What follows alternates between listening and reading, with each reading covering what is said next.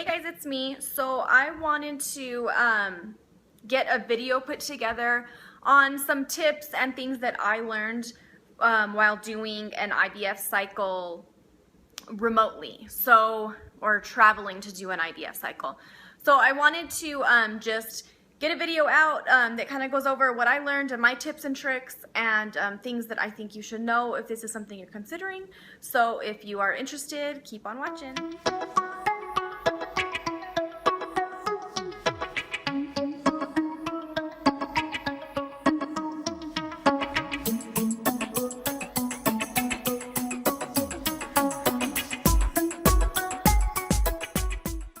Okay, so people do, they travel to do remote IVF, or they travel to do IVF for a number of reasons. For us, there was two big reasons. First and foremost was our financial situation. With IVF number one, we spent about $30,000. That does include like screening tests and stuff like that, but that's still a ton of money. Thankfully, we had family that helped us out and gave us loans, so we were able to do that. But there was no way that we were going to be able to keep doing that cycle after cycle after cycle, especially when after IVF number one, we had nothing left. We had no frozen embryos, nothing left. So financially, that was the main reason that we were looking elsewhere. Secondly was our lack of options here at home. We live in New Mexico, and really there's only one clinic that you can really go to if you're dealing with infertility. There's really only one clinic, and they have a monopoly over the entire state. So if you're not rolling in money and you don't have very many options, traveling and doing remote IVF is probably a good path for you to go ahead and take. So when looking for a clinic that you're going to be traveling to, the first suggestion I have is research. I'm sure all of you are very familiar with the SART website. I'll go ahead and link it below in case you aren't. But it has a ton of information. It has a bunch of different clinics. It has their contact information. So I made a spreadsheet with all of the information I got off of the SART website for clinics that were close to me. In that spreadsheet, it has the clinic's names, their addresses, their phone, their contact, all of their contact information, the number of cycles they've done, and the percentage of cycles resulting in live births. And then I have cost information and just everything else that I was able to find. And then so it just kind of put everything together for us so that we were able to just sit down and really look over our options and decide what was the best route for us. When you're going to be traveling to do an IVF cycle, I highly recommend picking a clinic that's within driving distance. Flying isn't cheap, and then you're going to have to rent a car, and you'll be taking all your medications with you. It's not hard. I mean, I've flown with medications and stuff, but it's just kind of a pain, and you're going to want to be able to take all of your stuff with you. If you have a vehicle, it's just easier. So yeah, I recommend picking a clinic that's within driving distance. Once you have decided on a clinic, the next step I say is just be prepared. Get as organized as possible. Get a planner. I made a spreadsheet, another Excel spreadsheet, and on that Excel spreadsheet I put it kind of in a calendar format, and so it has all of my dates and injections that I was supposed to take, all of my appointments, times, it just really kept me organized. And then I have little tabs down at the bottom where I had contact information, questions, financial stuff, more information about my medications, all of that stuff was there. Next, monitoring is going to be a huge factor when you're doing remote IVF. You can either do your monitoring with your IVF clinic, or you can do monitoring locally where you live. Monitoring locally is definitely going to be more affordable. You're going to have to take less time off work. You're not going to have as much lodging costs, food costs, all of that stuff. And also, our clinic gave us a discount for not monitoring with them. So they charged us, it was about $600 less if they weren't doing the monitoring for us. So we saved that money there, and then my insurance covered my monitoring appointments here locally. I paid, I think it was $28 per monitoring appointment. I had 3 of them, so that was $84. So all in all, we ended up saving about $500 by not monitoring with our IVF clinic and doing it locally. But definitely check with your insurance company and make sure that this is something that they cover. Like I said, it covered it for me, but it might not cover for other people. So just make sure that that's true for you too. I wouldn't recommend monitoring locally if this is your first IVF cycle.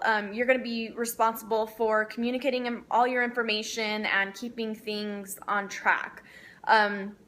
Your IVF clinic will give you the dates that you're going to have these appointments, but they don't make those appointments for you. You're the one that's going to be responsible for calling and setting up all these appointments and making sure that schedules mesh and making sure that you get there on that date. They don't do any of that stuff for you. Also, I was responsible for relaying all of my ultrasound information. My ultrasound tech, in order to get their information to my IVF clinic, would have had to put everything on a CD and then mail it. So my clinic needed the information that day, so I was the one that was responsible for, right after the appointment, I would have to call and tell my IVF nurse all of the information that had just happened at that appointment. So if you're going to be monitoring locally, you need to start researching labs and ultrasound facilities. When you're calling to do that, you need to find out how many techs at that facility are actually capable of these kind of ultrasounds, because it's different. It's not just typical ultrasounds, and that was a problem that I ran into. Also, my ultrasound tech went on vacation halfway through, so I would make sure to coordinate vacation schedules, things like that. Also, find out if the ultrasound facility has a lab that you can get your blood work done, maybe there or somewhere very close, just so you're not driving all over town. That was kind of hard for me because my ultrasound facility was at one part of town, and then I had to drive across town to go have my blood work done. And so next, if you're going to be monitoring with the clinic, it's obviously going to be much easier. You're going to be under less stress. They coordinate everything for you. They tell you when to be there, where to show up, and what to do. And so it's a lot less stressful, and it's a lot less stressful and a lot easier if you can actually do your monitoring with your clinic. But it will obviously be more expensive. Like I said, you won't get that discount for not having your monitoring done there. And also, you're going to have to spend all of that extra time there at the clinic. You're going to have to be there for a week or two, or however long you're in your stimulation phase for. Either way, I suggest using like Airbnb, or if you know of a timeshare company, something like that. We used Airbnb when we traveled, and we only paid $23 a night. So that was super awesome, and it was a really cute 1-bedroom, 1-bath house. It had a kitchen and all of that. The kitchen was great because we were able to make our own food. We didn't have to go out and spend a ton of money on food. I was able to do meal prep, and I took a bunch of casseroles so we could just heat it up in the oven. It was very convenient, and it made things much more affordable. You're going to want to ask your clinic about any extra charges. You're going to have to hound them about that. The two big ones that I recommend asking about is anesthesia, because that's something they don't always tell you about, and also cryo preservation if you're needing to freeze, if you have any extras to freeze. We didn't even think about cryo, and we ended up paying an extra $500 on transfer day that we weren't expecting, so that was kind of rough.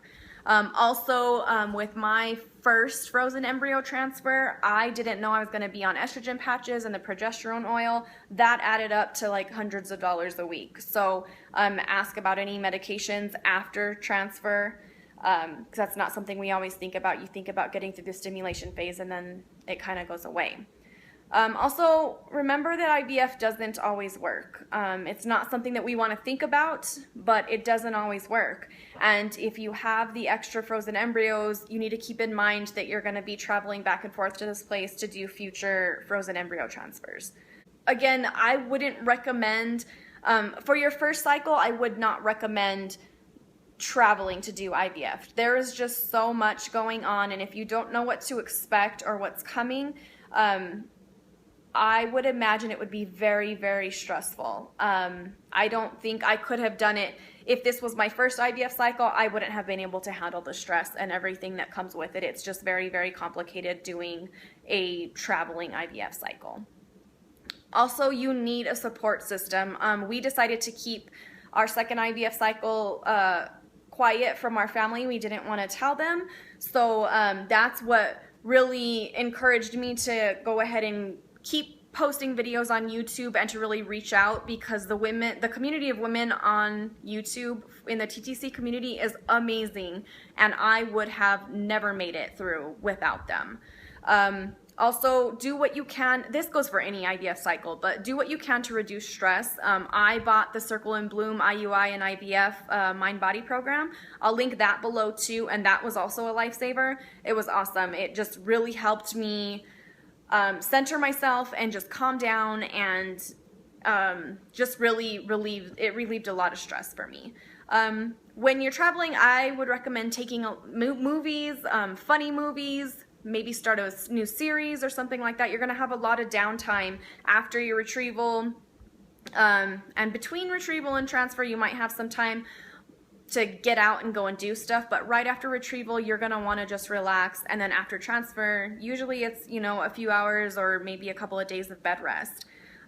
So I would also recommend doing research in the area that you're going to be traveling to, and going and checking out some of the local things that's there, like must-sees, some, I don't know, restaurants, just things that, you know, touristy stuff that you can do, especially between retrieval and transfer, because if you're feeling better like I was, I wanted to get out those 2 days and go and do stuff.